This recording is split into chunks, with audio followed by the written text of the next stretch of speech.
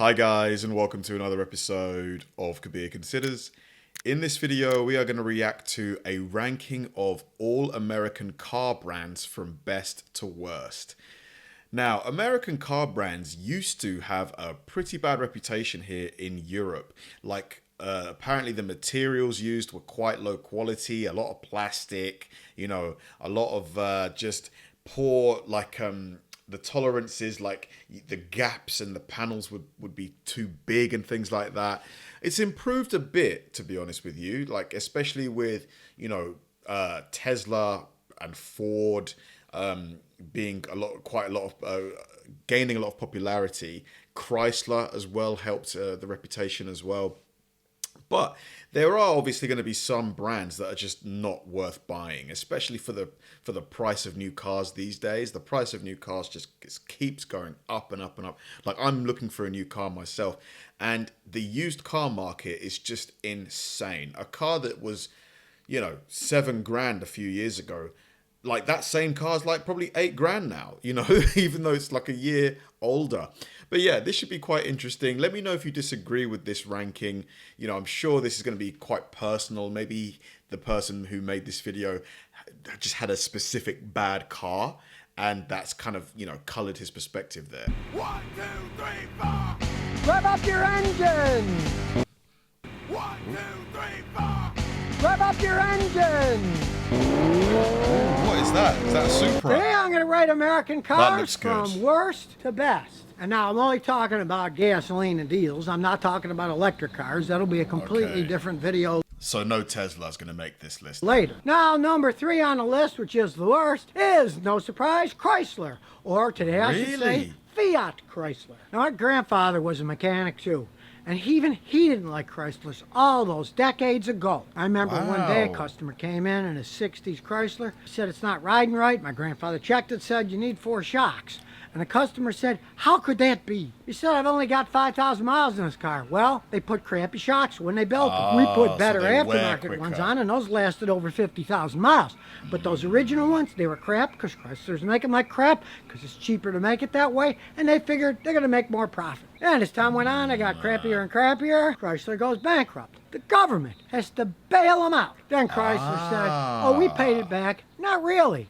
Let's look at the figures here. The government gave Chrysler $12.5 billion. They sold the interest, the government, for $11.2 billion. So we taxpayers lost $1.3 billion in the deal.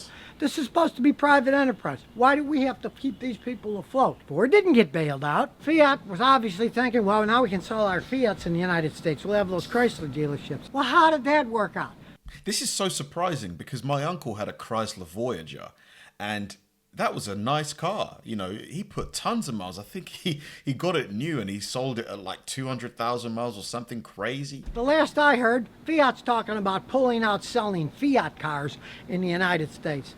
They left decades ago because they made crap. They're still making crap. Nobody's buying it. They might as well pull out of the United States yet. Hold on, the Fiat 500's really popular. No, I saw a few of them in California when I was there. Again, of course, they own Chrysler. They're not going to stop selling Chryslers.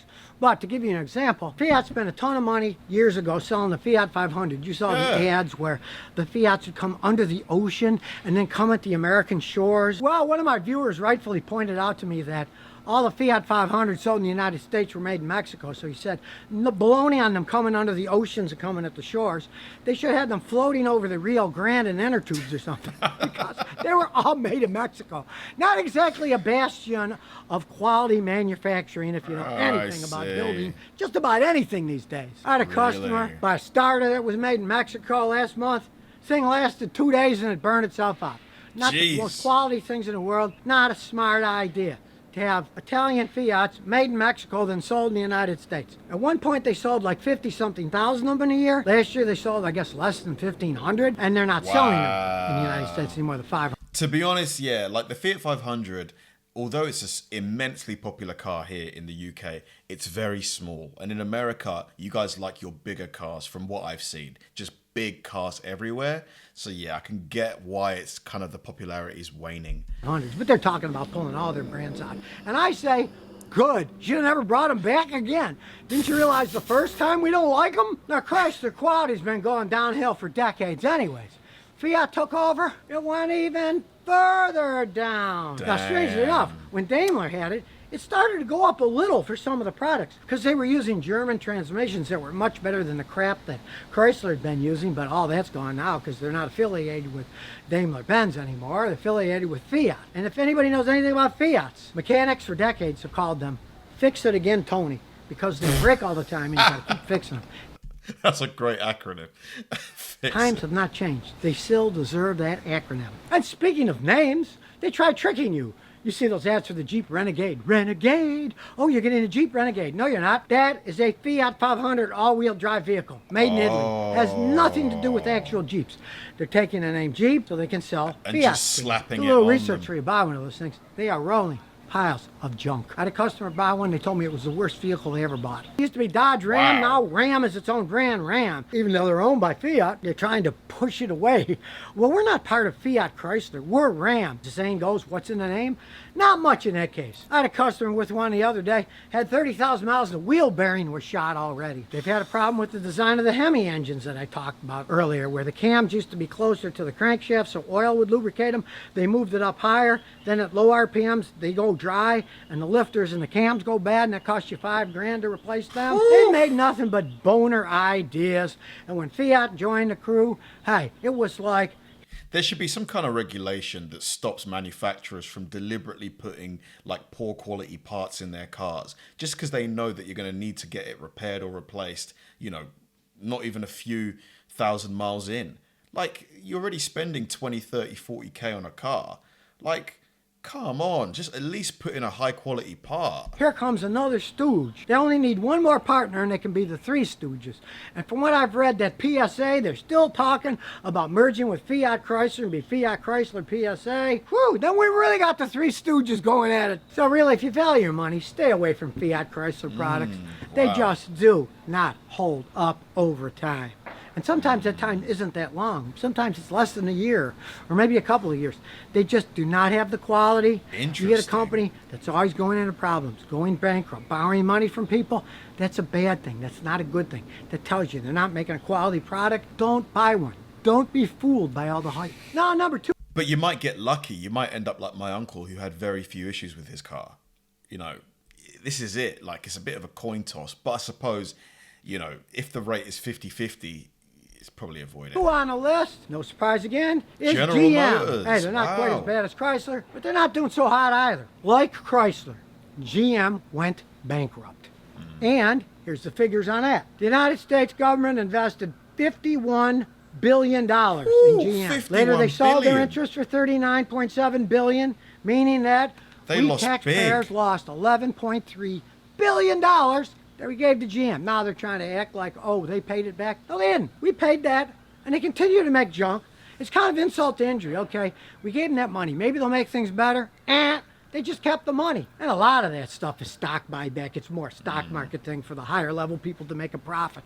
It has nothing to do with the actual operating of the company in many cases. It's just a profit thing. A lot of times they get that money and just buy back the stock to make the stock price go up so they can make more money. Now, with the government deal, GM had to promise things like they were going to become more efficient. So they cut the Hummers that they were making that were losing money. And they cut the Hummers were losing money. No way.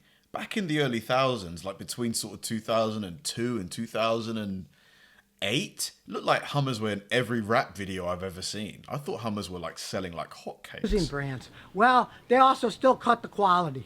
Because let me tell you, here's a little history lesson to show you exactly what's happening to GM. Guy did a study in the 1960s. He came to the conclusion that GM was 20-something% better than Ford in the cars they were making in the 1960s. So as far as I can comprehend, GM looked at this and said, oh, we spend 20-something% more than Ford building the cars. Let's cut that. That's something we can cut. Ford's not spending that. Why should we spend that? So they did cut what they spent building That's the cars. crazy. Not really a smart move. Quality went down too. I do have to say, I learned how to drive on a Chevy.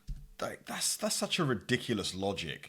Like, you should be proud of that 27% and try and increase it, like rather than just try and save costs. Like, because that would have led to more profit down the road. Like, Biscayne.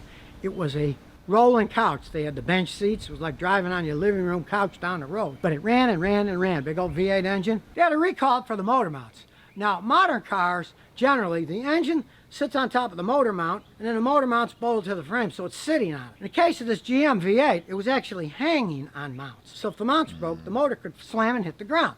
Well, they built them wrong and they had a recall. So my grandfather drove it to the Chevy dealer and he brought it back. He brings it back and he's laughing his head off. So I say, "Hey, Gramps, what are you laughing about?" He says, "Well, you know, they're worried that the motor mount's going to break the engine hit the ground." Here was their fix. They put a chain on each motor mount, one on each side, so that if the motor mount broke, instead of the motor slamming on the ground, you cause a wreck, have all kinds of problems, it would hang on the chain. You still couldn't drive the car that way, but they didn't have to go through the trouble of replacing the motor mounts. It would have cost them a fortune. They just put a stupid chain around them, which didn't take long to do. And if that's their idea of how to fix something right, whew, and that was back in the 60s when they were doing it better than they do today. I shudder to see what they're doing today. Do a little research to see how they lied to everybody about the ignition switch. It was faulty. They knew it. They even changed the part number to try to make it look like nobody's going to notice the difference on it, even though it was a different part. They kept the old part number, and so it looked like, oh, they're just replacing them. Not Man, super sketchy behavior that you wouldn't expect from a company like that. that they had to redesign it. They got caught, you know, they got some kind of a fine out of it. But that just shows you the mindset that they have there. Are they thinking about you? No. They're thinking about one thing, profit. I had a customer the other day, brought me a Chevy pickup. It was 2 years old. Well, a year and a half. An air conditioner was broken already. They didn't make the condensers right. They cracked and leaked. My 27-year-old Celica still has the original condenser and the original compressor, and it still blows cold. If they can't even make one that lasts 2 years, that's a joke. it says something about lack of quality. And now in an attempt to make even more money, they started making their rear ends of a lot of their trucks, the differentials, in Mexico. Turns out they kept going out too early and people couldn't figure it out. Well, I met a guy who figured it out. He pulled off the wheels and brakes and everything, took off the drive shaft and put a torque wrench to see how much resistance the rear end had. Now it's supposed to have a certain amount of pound-foot of torque before it starts to move. He found out that as soon as he started turning it, maybe half a foot-pound or so, the wheels would start turning, meaning that the rear end was too loose. It wasn't torqued tight enough when they built it. Turns out, coming right off the factory floor, these things had the equivalent of almost 100,000 miles of wear on them, because instead of tight, they were loose. And if they're Where's the quality control, though? Where's the quality control? Surely before any car gets shipped, it's tested and made sure that everything's, you know, reaching a certain level, a certain standard. This is crazy. loose, they're going to have even more friction. They're going to wear even faster. I saw these rear ends go out at 45, 55,000 miles. Should have gone at least 150. But since they weren't built right in Mexico, they didn't have the quality control. Tons of them went bad. Of course, GM never admitted to any of this stuff. But some cases you think, oh, they make them too tight. In this case, they didn't make them tight enough. They certainly didn't move their factories down to Mexico for quality. They moved them down there for cheaper labor, so they could make a higher profit. Here comes the profit margin again. They're only thinking about how can we make profit. They're not thinking about the Americans that lost their jobs that themselves would buy GM products. They're talking about how can we make them cheaper but still sell them for a lot of money. They didn't cut the prices up or anything making them in Mexico. All they did was lower the quality and then sell them as American vehicles. And technically, you know, they're right. Mexico is part of North America, if you go by geography. And just overall, GM seems to be making mistake after mistake. Now, did you hear about, so I think BMW has started doing like a monthly charge for some of its features. You can't buy some of the features in the car outright anymore. You have to pay a monthly subscription. Isn't that insane? Now they got that turbocharged little 4-cylinder engine they're putting in their big Silverado pickup. And of course, it's rated as better gas mileage, but those ratings are all made up anyways. They don't actually drive them around. They're on dynos. The government only checks 15% of them. 85% of them aren't even tested, so those ratings don't mean anything. You put a big load and carry stuff all the time. That 4-cylinder engine, not only is it going to get horrible gas mileage, and I've had customers get them, they actually get worse than the V8s when they tow it. They're also going to wear out faster too. Not a smart idea. Oh, but it looks so good on paper. This big truck gets this kind of gas mileage. Watch any of my videos. I've seen things that were rated at 27. I love this and I got guy. What 20 character. just driving on the speed limit on a highway, 75. And I rated at 27, I got 20. Don't ever believe those ratings. Only believe it if you get in it, you fill it up at the airport, you drive it somewhere, you fill it up again and see what the mileage is. You can't even trust the gauges on the machine. Some of these things just tell you you're getting 35 miles a gallon, but that's fake too. A lot of the speedometers don't even read correctly. They read falsely high, so it looks like you've gone more mileage than you actually have. There's a lot of tricks involved in that, and believe me, they know them all. God, they're doing everything just to lie to the consumer. You know, this is just, how is this legal? Where's the oversight? Where's the government oversight here protecting the consumer? So if you value your money, not a smart idea buying a GM, really. I certainly wouldn't buy one. The last one we had, we bought in the 1960s. And it needed maintenance every once in a while, but it was a good car overall. So that leaves us with the last, number one, the best American manufacturer. Don't tell me it's Ford. Which, as you guessed correctly, Don't is tell Ford. me it's... There aren't any more Oh, left. no. Ford's been making cars a long time, and they did not go bankrupt like Chrysler and GM did. If you checked lately, they're pretty much getting out of the car market. The only real car they're going to be making is a Ford Mustang, which is their status car. Man, I had a Ford Fiesta for like 4 years. That was a good car, man. Super, like, reliable. No issues until the engine blew out. And that was my fault for not changing the oil. That was all my fault. Man. Car, the Mustang, right? They can always sell those. People all over the world like them. I mean, as of a short time ago, you couldn't even buy in Europe. Now they're marketed in Europe. They understand the market. They see we can't compete in the small car or even the regular car sedan market. And personally, I find that rather fascinating because over 30 years ago, I had a friend who was a bigwig at Ford. And he said to me, Scotty, we can't compete with the Japanese making these small cars.